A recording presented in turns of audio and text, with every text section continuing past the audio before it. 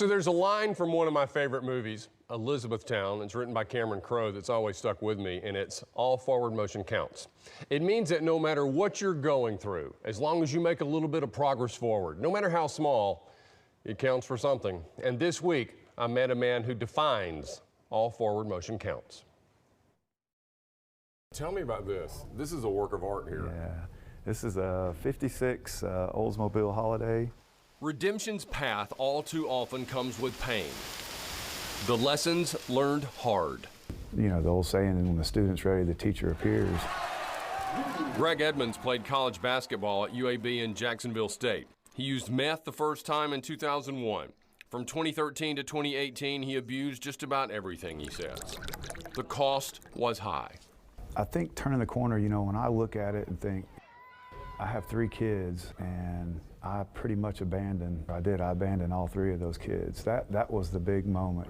But when you lose all hope, that was where I just kind of drew the line in the sand. A moment that so many pray for, so many families hope for. Greg Edmonds turned to his faith and asked for help. You know, I was sitting in jail and having lost everything, not a father to my children, and you know, I started crying out to God. And I was virtually homeless, and I started thanking God for the things that I didn't have. Thanking Him for the job, the car to get to the job, you know, the home that He would provide, and the wonderful group of people, and for my sobriety, but the wonderful group of people that He would allow to put in my life that would help me transform my life. And at that point, Greg Edmonds started to turn his life around. It's like peeling away layers of onion, so to speak. You know, I had a lot of stuff to work through.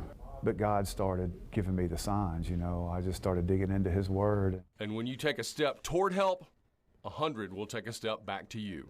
I knew that help was out there, and someone told me about a place called His Way while I was there, a faith-based recovery center here in town. I knew that that was where the next step in the process was going to be. His Way helped Greg navigate all the issues crumbled on the ground around him as he fought his way back. I think the biggest thing would be not only a relationship with Christ, but those people that He's placed in my life. I mean, it's just here at work, and I've got a wonderful wife now. I have a relationship with all of my kids. He's taken care of that for me and done what I couldn't do for myself. So, Lauren, when we went to Bentley Buick GMC, Greg Edmonds opened the door for us, and he said, I'm doing what a good car salesman does. I'm meeting you at the door.